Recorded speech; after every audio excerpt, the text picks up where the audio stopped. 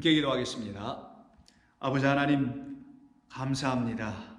주님의 사랑에 감사하며 주님께서 부어주시는 놀라운 은총에 감사드립니다. 오늘도 저희들은 주께서 저희들을 향하여 하시는 말씀을 귀 기울여 듣기를 소원하는 주의 자녀들이오니 주께서 말씀하시옵소서. 종들이 자녀들이 듣겠나이다.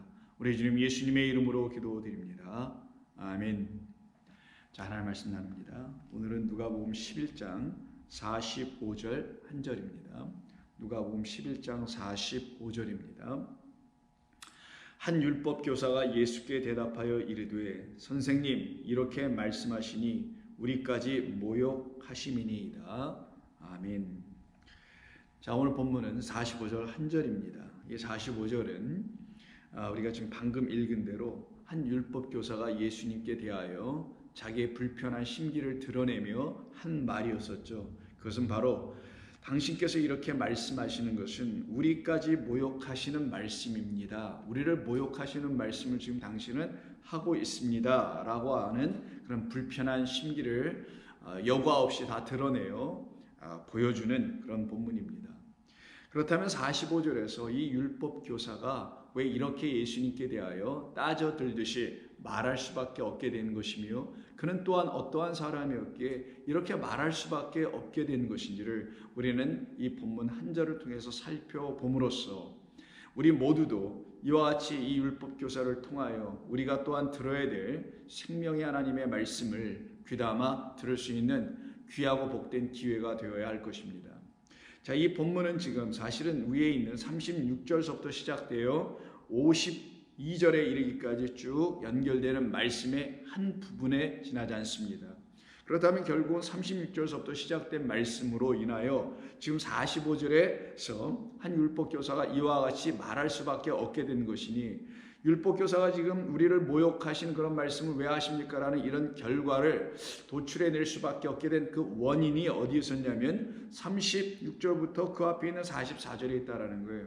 그 내용은 우리가 계속해서 살펴보았던 그런 말씀들이었죠. 그래서 저와 여러분들께서 이미 마음 안에 어느 정도로 담고 계신 그런 내용이었는데 그게 뭐냐면 그 앞에 39절서부터 언급되어 있는 너희 바리새인은 라고 말씀하여 그 또 36절에서도 바리새인의 그 집에서 식사를 하시는 가운데서 예수님께서 손 씻지 아니한 것을 놓고서 그걸 놓고 예수님을 놓고 뭐라고 말하고 있는 그 바리새인을 향하여 하신 말씀이 세 번에 걸쳐 화 있을진저라는 말을 그가 결국은 듣게 될 수밖에 없게 된 것이죠. 그때 화 있을진저가 42, 43, 44절에서 연속 세 번에서 나타납니다. 근데 이 이야기를 함께 들었던 사람이 바리새인만이 아니라 율법교사도 그 옆에 있었다라는 거죠. 그렇다면 이 율법교사와 바리새인은 가까운 친구 사이 혹은 지인 사이 혹은 사실은 하나의 몸체 같은 그룹이었다라는 것을 우리는 알 수가 있게 되죠. 같이 옆에만 있었기 때문에 그룹되는 건 아닙니다. 여러분들도 그렇잖아요. 누군가 함께 모여서 식사를 하거나 만나서 차를 드시거나 혹은 어느 모임에 가서 사람들을 만난다 하시더라도 거기 있는 모든 사람들이 여러분과 함께 같이 가는 사람들은 아닌 것 아니겠어요? 같은 뜻, 같은 생각, 같은 마음, 우리 성도들에게만 있는 말로 한다면 같은 영 안에 있는 사람들은 아니지 않습니까? 그러기에 같이 함께 있다고 해서 그 모두가 다 같은 생각으로 하나님의 백성이 되어 살아가는 것은 또한 아닐 수 있다는 것을 우리는 알 수 있죠. 그렇게 이해할 수도 있을 상황인데 이 율법교사는 그 바리새인 옆에 그냥 같이 있는 사람 정도가 아니었어요. 바리새인처럼 화 있을진저라는 이야기를 그 바리새인들이 다 듣고 있었을 때 그래 맞아 나는 저 바리새인처럼 저러면 안 되지 저와 같은 말씀 우리 예수님을 통해서 들으면 안 되지 라고 하여 그 바리새인과 뭔가 다른 사람 다른 생각 다른 영을 그가 만약 갖고 있었더라면 이 바리새인은 여기서 이와 같이 예수님에게 왜 우리까지도 모욕하심입니까? 라는 말을 하지 않은 거죠. 그 말은 뭐예요? 당신 예수는 지금 저 바리새인 나의 친구 나와 같은 생각을 하고 나와 같은 가치관을 갖고 있고 나와 같은 신앙관과 믿음을 가지고 살아가요 하나님을 예배하고 찬양하고 믿고 살아가는 저 나의 친구를 모욕하고 있는 겁니다. 그를 모욕한 거는 곧 나를 모욕한 거나 다름없지요 라고 지금 얘기하는 거죠. 지금 바리새인은 결국은 이 율법교사와 또 율법교사는 이 바리새인과 사실은 한 몸이었다라는 것을 우리 본문이 알려주는 겁니다. 그러니 이 율법교사가 그 바리새인을 거들려고 도와주려고 한 말이, 저 바리새인을 지금 당신이 이렇게 모욕하는 것은 바리새인에게만 모욕하는 것이 아니라 우리까지 모욕하는 것이다 라고 말하는 것은 바리새인에게 자기가 좀 힘을 실어주려고 하는 것이고, 내가 의의가 있지 당신이 이렇게 모욕을 당하는데 내가 어찌 가만히 있을 수 있어? 라고 하며 뭔가 거들먹거리며 나오고 있는 모습이 이 율법교사 안에 담겨 있는 것이죠.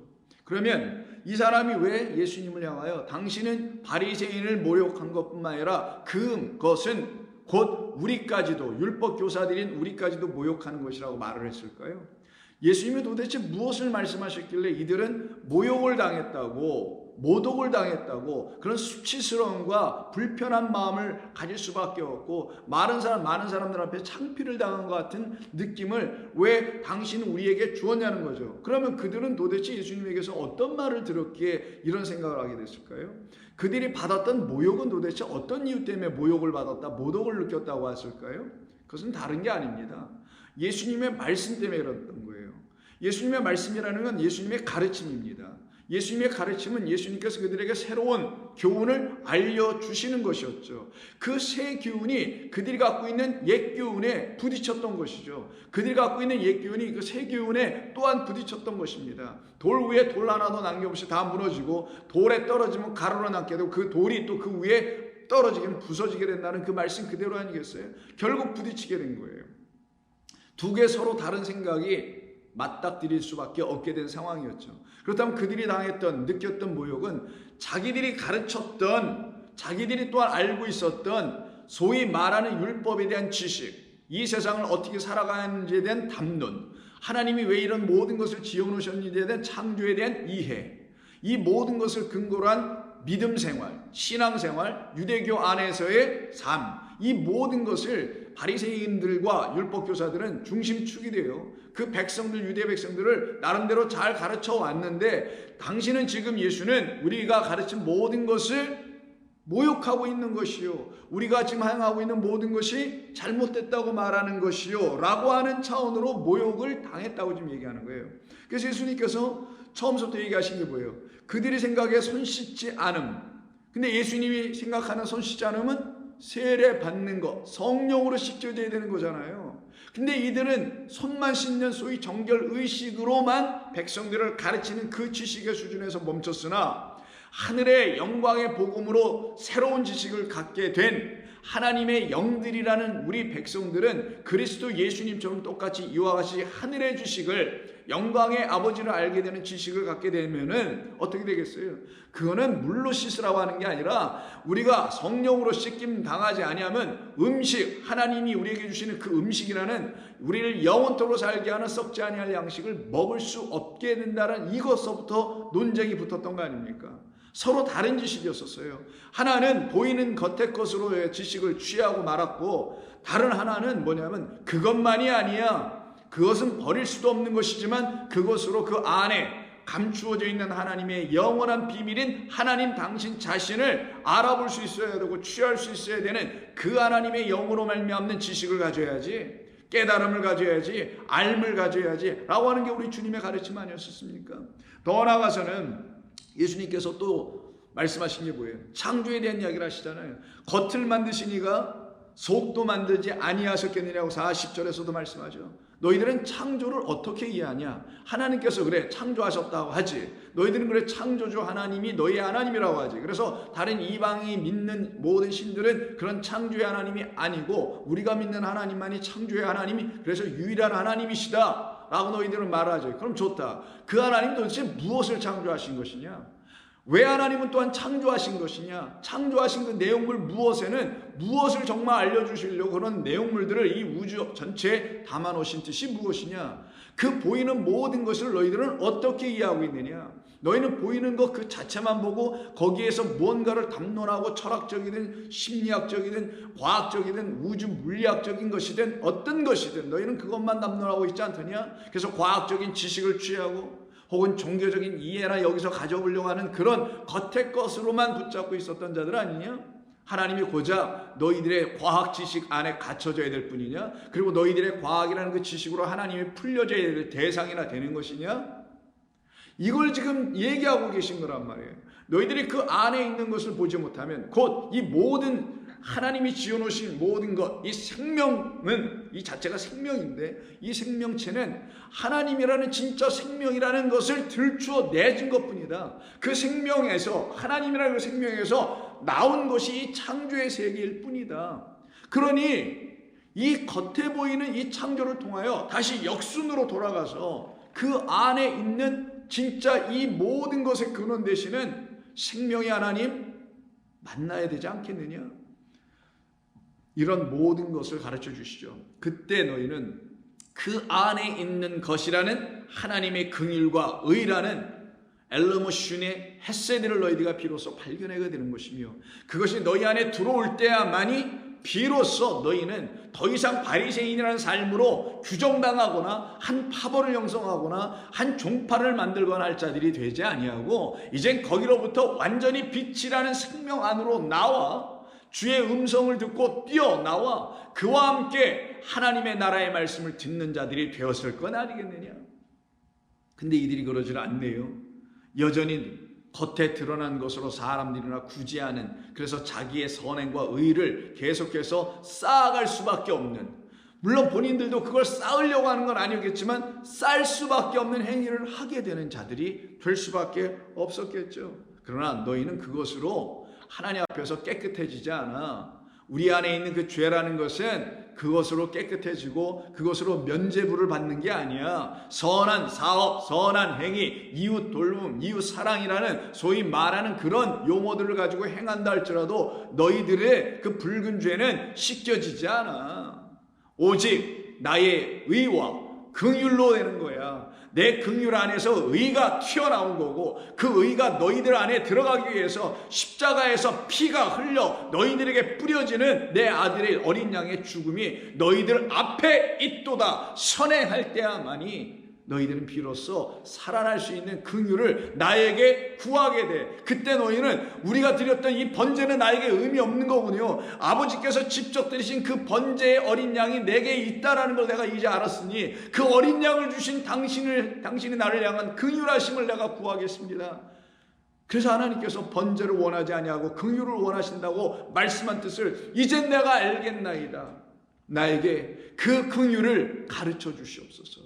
그 긍휼의 십자가의 은혜를 나에게 더 명확하게 보여주시어서 나로 하여금 거짓의 망령된 신화들을 가르치는 이 거짓된 기독교의 종교에서 벗어나서 하나님의 영광의 빛을 바라보는 하나님의 거룩한 백성이 되게 하여 주옵소서라고, 이렇게 이 말씀을 들은 바리새인은 회개하고 돌이켜 나와야 되고, 이 말씀을 더불어 듣고 있는 누구? 이 율법교사도 그 말을 듣고, 맞아, 바리새인에게 저렇게 말씀할 때 그것은 곧 나에게 하시는 말씀이니 내가 그 말씀을 듣고 돌이켜 나와야지 라고 하는 마음을 가졌어야 되는 사람 아니어야 되겠어요? 그것은 이 바리새인과 율법교사에게만 국한되는 것이 아닐 것입니다. 이거는 저와 여러분 모두를 향하신, 우리 온 인류를 향하신 하나님의 선하신 말씀 아니겠어요? 더 나아가서 11조에 대한 얘기도 하시죠. 그들은 11조를 등등등등으로 드렸습니다. 여러분들이 11조를 드리고 계신 줄 압니다. 그런데 11조를 여러분 드리게 되셨던 시작점을 한번 생각해 보면 여러분들 어떻게 드리시게 됐는지 대략 아실 겁니다. 처음에 못 드리셨을 거예요. 근데 드리게 됐었죠. 어떻게 드리시게 됐나요? 교회에서 가르쳐줬기 때문에 드렸을 겁니다. 혹은 가르쳐줬다 하더라도 드리지 못했을 거예요. 왜? 경제적 여유가 만만치 않기 때문에. 그래서 여러분들이 어떻게 했습니까? 소위 믿음이라는 것으로 드렸죠. 그 믿음이 뭐예요? 알고 보니 그 믿음으로 11조나 드리고 있었던 그런 믿음 아니냐고요. 11조나 겨우 드리게 하는 그런 믿음, 그게 진짜 믿음인가요? 그게 아니잖아요. 근데 이들은 지금 그렇게 하고 있었다라는 거예요. 마치 지금 기독교의 수많은 성도들이라고 하는 교인들이 믿음으로 드린대잖아요. 무슨 걸 믿음으로 드려요? 내게 주신 하나님의 진짜 생명이라는 그 하나, 영원한 하나, 떡과 포도주로 멜기세덱이라는 영원한 그리스도 예수라는 제사장이 내게 주신 그 안에 있는 하나님의 생명 내어주셨기 때문에 당신이 내게 이 생명 하나 주셨으니 나도 그 생명 하나 내놓겠습니다가 11조란 말이에요. 이거 못 드릴 바에는 무슨 믿음으로 드려요? 믿음으로 드린다는 게 뭐예요? 내가 지금 비록 연약하고 경제적으로 여유는 없으나 하나님의 말씀이고 명령이고 계명이니 내가 믿음으로 드리겠나이다. 그때 믿음 안에 감춰져 있는 이게 있죠. 믿음으로 드리니 나에게 하나님이 채워주실 것을 저는 믿습니다. 아닙니까? 나의 자녀가 나의 삶이 나의 경제적 생활이 어려움 당하지 않을 걸 믿겠습니다라고 하는 그런 믿음으로 전부 다 드리지 않았던가요? 그게 무슨 11조예요? 이건 11조를 드리는 믿음들이었겠죠. 하나님께로부터 뭔가를 계속 공급받기를 원한다는 마음에서 비롯된 그런 믿음들 아니었나요? 하나님께서 그걸 믿음이라고 보실까요? 아닙니다. 우리를 살려내는 게 믿음이란 말이에요. 오직 의인은 믿음으로 말미암아 산다면서요. 11조를 드리는 믿음으로 우리가 삽니까? 아니잖아요.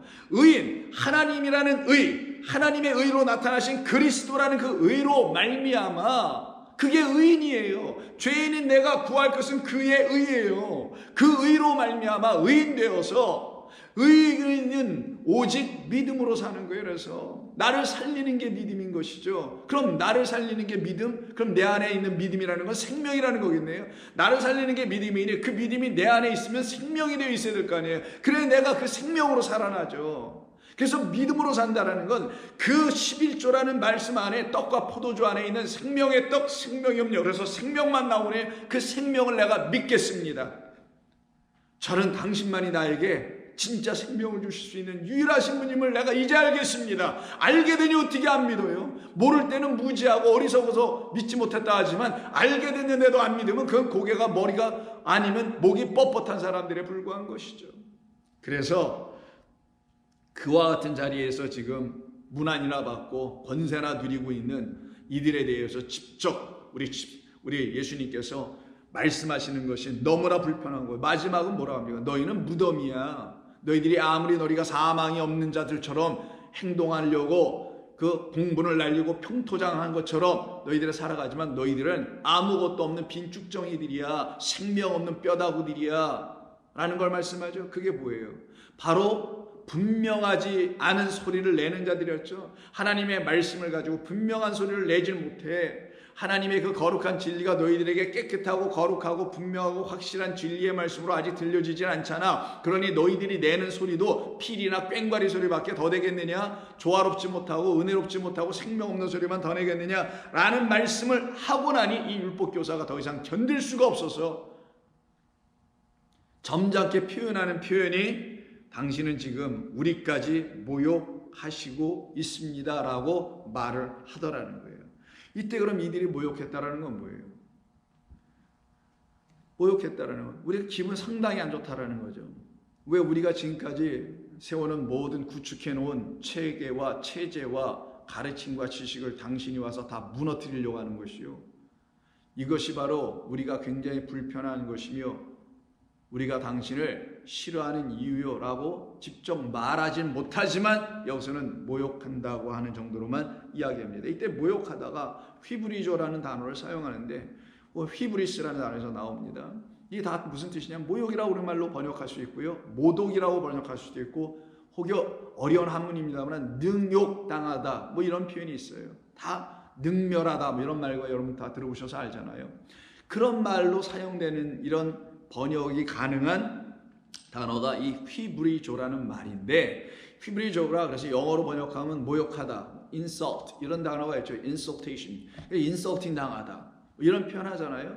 그때 insult 정도로만 이게 이해될 건 아니고 이 휘브리조의 본래의 뜻은 영어로 먼저 말씀드립니다. 여러분 영어를 쓰시니까 mistreat, 자 treatment이 치료하다 할 때 쓰는 것이죠. 병원 가서 treatment이 뭔가 뭐 이렇게 얘기하잖아요. 약을 처방받고 뭐 어떤 수술하고 이걸 모든 걸 treat한다 그러죠. 자, 근데 miss가 붙었어요.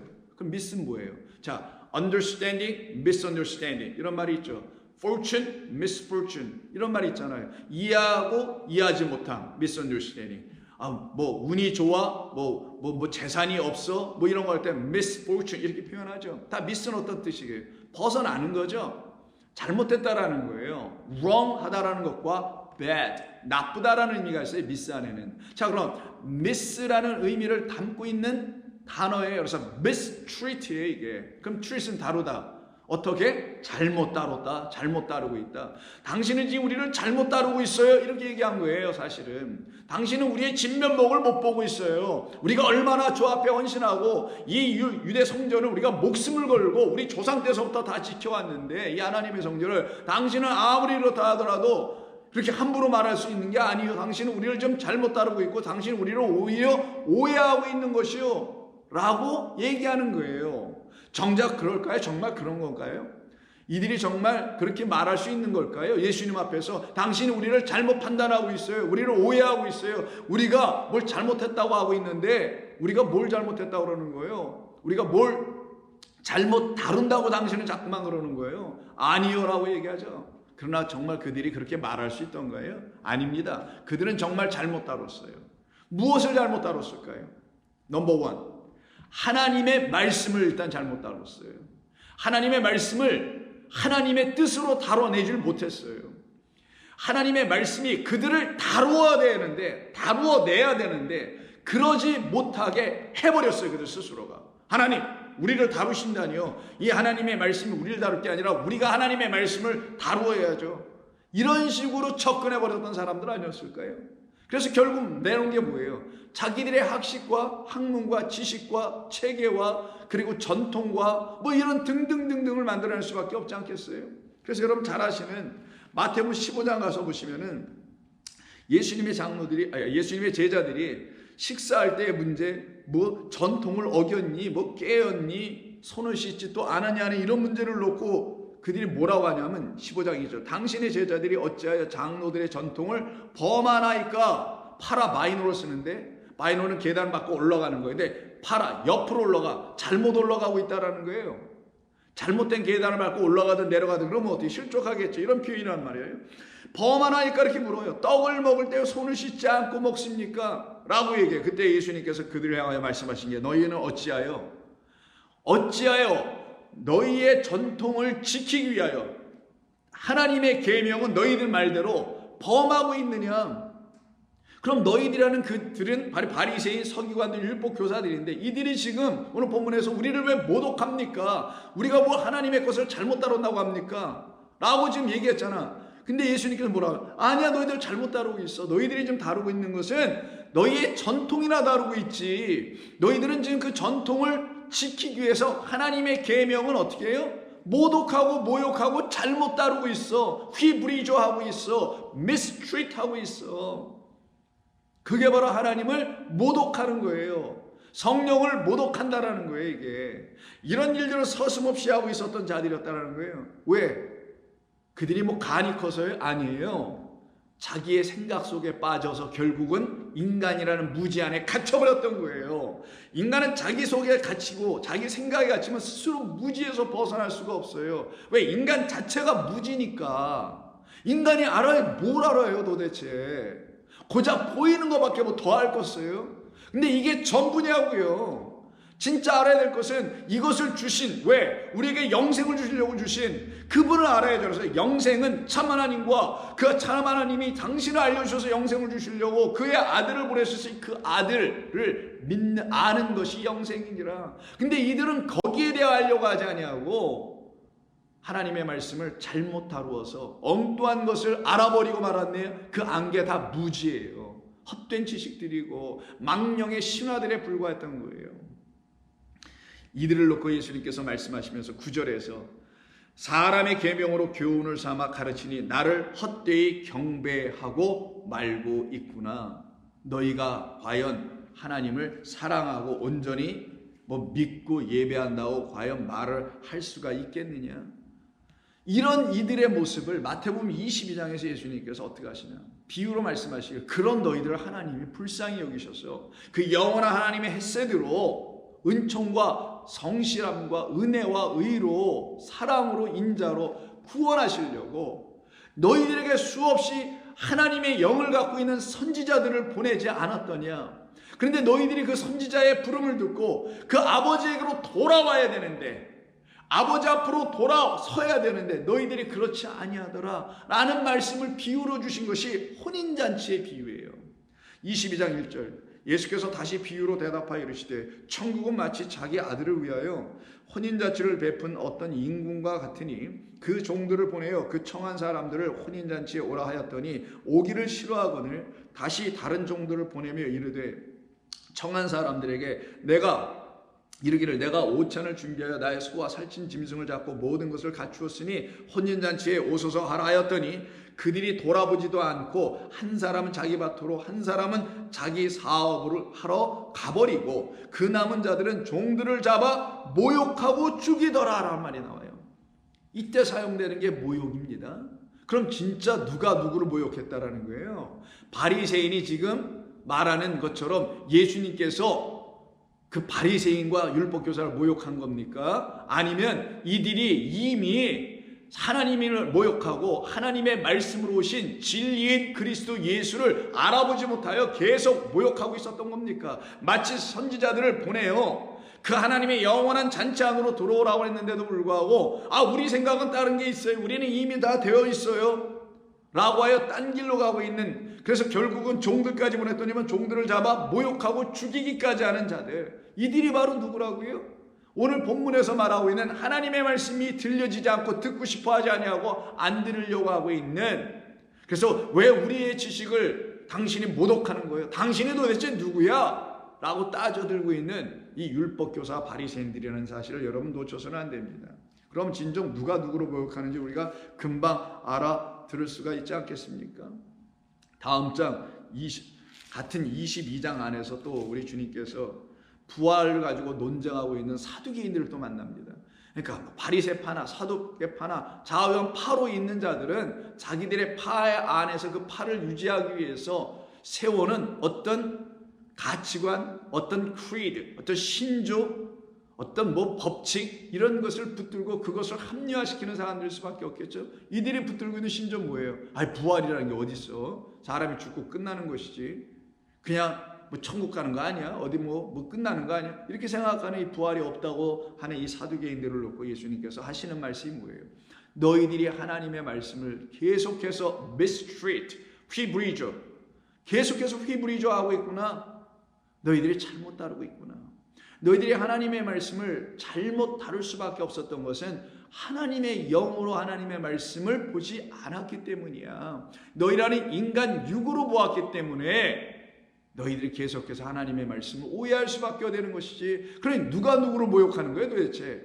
하나님께서 이들을 모욕하는 겁니까? 아니면 이들이 하나님의 말씀과 하나님을 모독하는 겁니까? 볼까요? 29절. 이들이 부활이 없다고 하는 것 자체가 뭐예요? 하나님을 모독하는 거죠. 하나님의 목까지 말씀과 그 말씀 안에서 약속하신 하나님의 능력, 이것까지 다 부인하고 모독하는 거 아니겠어요? 하나님은 그런 거 하실 수 있겠어?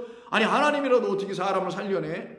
이러고 있는 자들, 그러니까 하나님을 모욕하고 모독하는 자, 잘못 다루는 자 아니겠어요?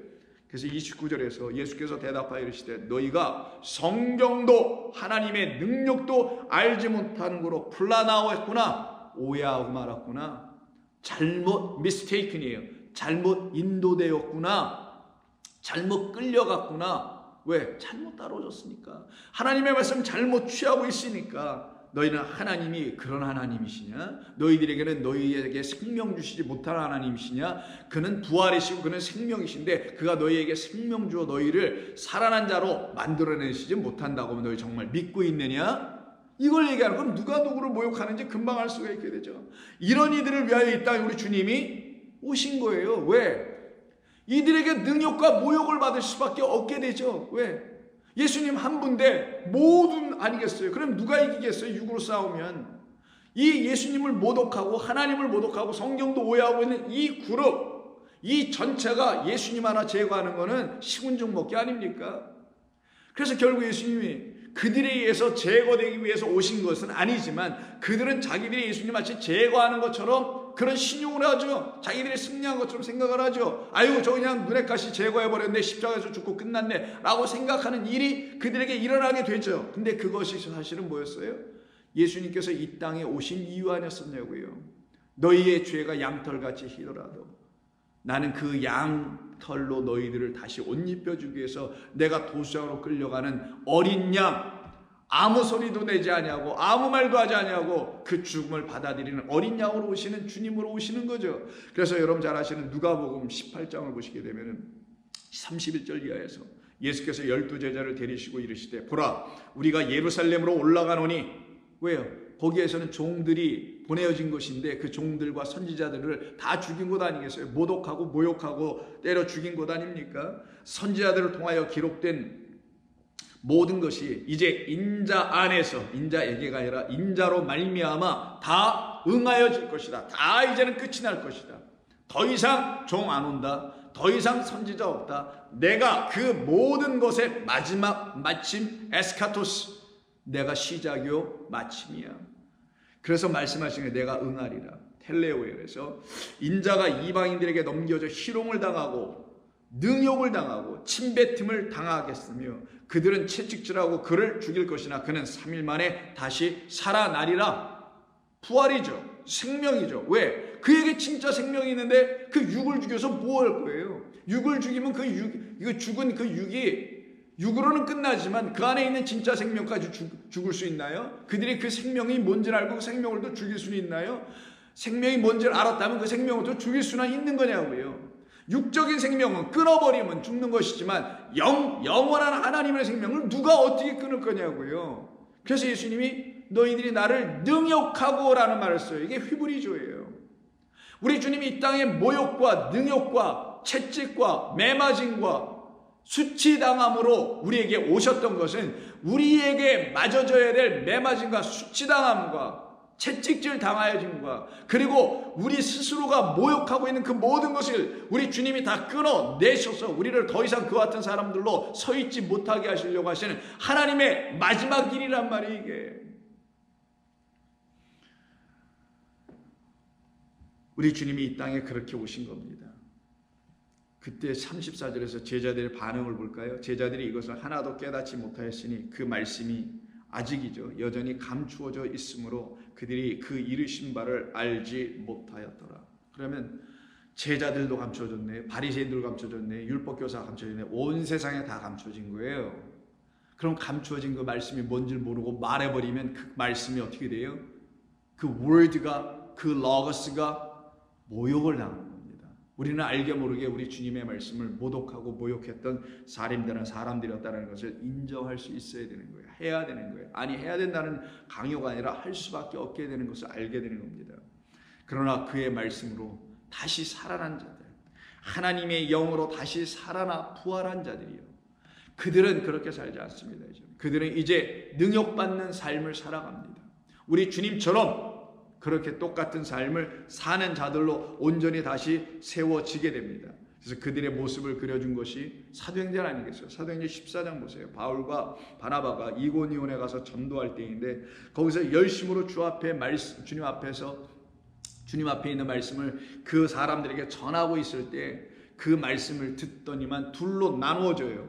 3절 두 사도가 오래 있어 주를 힘입어 담대히 말하니 주께서 그들의 손으로 표적과 기사를 행하게 하여 주사 자기 은혜의 말씀을 증언하시니 그 신의 무리가 나뉘어 한 무리는 유대인을 계속 따르고 또 한 무리는 두 사도를 따르더라 라고 나누어져요.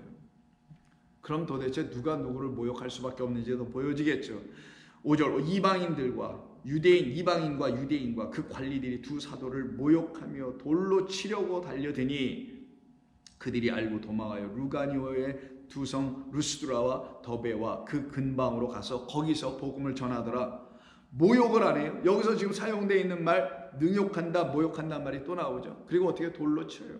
오늘 본문에서도 능욕하는 말이 나오고 모욕하는 말이 나왔지만 아직 돌로 치진 않았죠. 결국 돌로 치려고 하죠. 나중에 우리 믿는 사람들은 다 이렇게 사는 겁니다. 어떤 믿는 사람이요?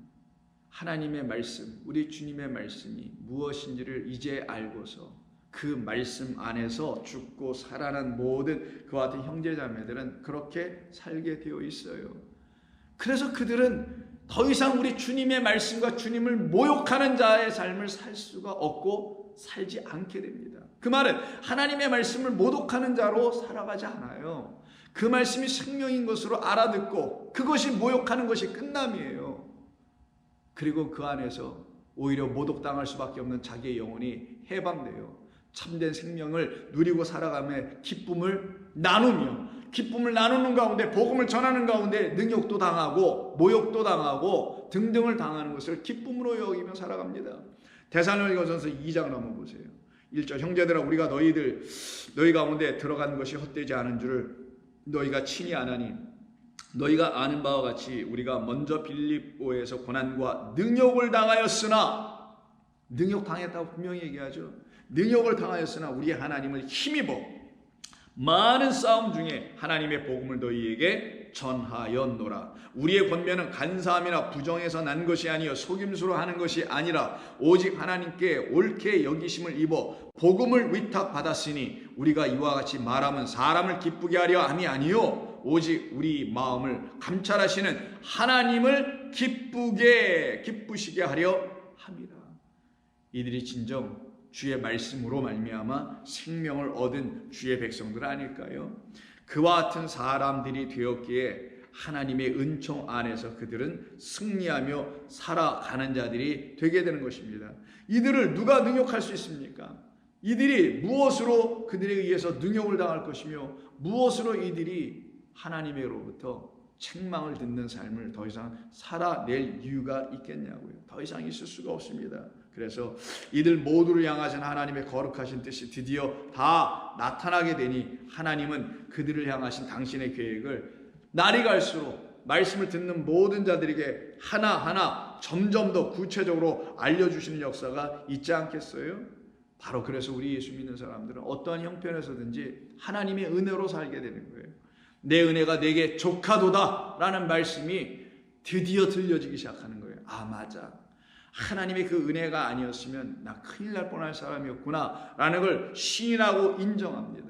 그래서 바울이라는 사람도 그렇고 여러분들도 그러는 거예요. 내게 주신 그 하나님의 은혜로 말미암아 내가 그래도 이렇게 주님을 조금씩 알아가는 이 삶으로 내가 초대받았구나 라는 걸 시인하고 인정하게 됩니다. 그때 그들은 하나님 주신 모든 것을 다 인정하고 받아들이게 되죠. 그게 불편한 것이든 혹은 어려운 것이든 감당할 수 없어 보이는 것이든 다 받아들입니다. 바울의 입장에서는 어떤 게 있었냐면 그의 육체의 가시라고 말하는 어떤 어려움이 있었어요. 그것을 본인이 해결해 달라고 하나님 앞에 3번이나 기도드렸는데도 불구하고 그대로 남아있어요. 그때 그가 내오는 반응이 하나님 어찌 저에게 그렇게 하세요? 내가 주님을 위해서 얼마나 헌신하고 애썼는데 수고와 능욕과 배고픔과 매맞음 이 모든 것을 경험하면서까지도 주님만을 사랑하고 살았는데 내게 이 문제 하나 해결해 주지 않으실 거예요? 라고 하지 않았어요. 하나님 고맙습니다. 내게 이것이 없었으면 제가 스스로 자고할 수 있는 사람인 것을 아니, 교만해질 수 있는 사람일 수 있는 것을 아니, 하나님께서 남겨두심이 마땅합니다. 그래서 이것이 내게 있으므로 오히려 내게 나로 말미암는 나의 그 교만과 자고로 말미암아 내게 또다시 들어올 수 있는 사망을 차단할 수 있는 것이라면 나의 육신 정도 죽일 수 있는 이런 가시 정도는 내가 그냥 갖고 살겠습니다. 오히려 이것이 나에게 찾아올 수 있는 둘째 사망을 차단할 수 있는 하나님의 은혜를 더욱더 구할 수 있는 계기가 된다니, 될 수 있는 것이니 내가 육체의 가시를 취하고 내게 올 수 있는 사망은 떠나가게 할 것입니다. 그걸 깨달으면 내 은혜가 내게 족한 줄 아는구나, 이게 되는 거예요. 그래서 바울은 고린도후서 12장 9절 이하에서 나에게 이르시기를 내 은혜가 내게 족하도다. 이는 내 능력이 약한 데서 온전하여짐이라 하신지라. 그러므로 도리어 크게 기뻐함으로 나의 여러 약한 것들에 대하여 자랑하리니 이는 그리스도의 능력이 내게 머물게 하려 함이라. 그러므로 내가 그리스도를 위하여 약한 것들과 능욕과, 이게 모독당함이에요. 하나님의 말씀을 모독하고 있는 자들을 만나는 거죠. 불편한 마음이 있었습니다. 그러나 참아내는 거예요. 궁핍과 박해와 공고를 나는 이제 기뻐하노니 이는 내가 약한 그때의 강함이라는 그리스도로 내가 보호받고 있음을, 지켜지고 있음을 나는 이제 알고 있습니다. 그럼 오늘 본문에서 이 율법교사는 이 주님의 말씀을, 즉 바리새인에게 먼저 3번 딱 화 있을 진저로 하시는 그 3번 3일길 가듯이 완성으로 주신 말씀을 알아듣고는, 맞아, 나도 저렇게 그 화가 나에게 다시 복으로, 저 저주가 나에게 생명이 되도록 나는 나 자신을 다시 감찰해야 하는 거구나 라고 반드시 말했어야 될 사람 아니겠어요? 그러나 이 본문에서 이 율법교사는 말하지 못했을지언정 이 말씀을 통하여 우리들이 들었다면 이제는 우리는 율법교사는 달리 우리는 그럴 수가 없어야 되는 겁니다. 우리는 이 말씀을 통해서 온전해져야 하는 것입니다. 기도하겠습니다. 주님 고맙습니다. 오늘 저희들에게 주신 생명을 말씀을 은혜를 하나도 놓치지 않게 도와주시옵소서. 예수님의 이름으로 기도드립니다. 아멘.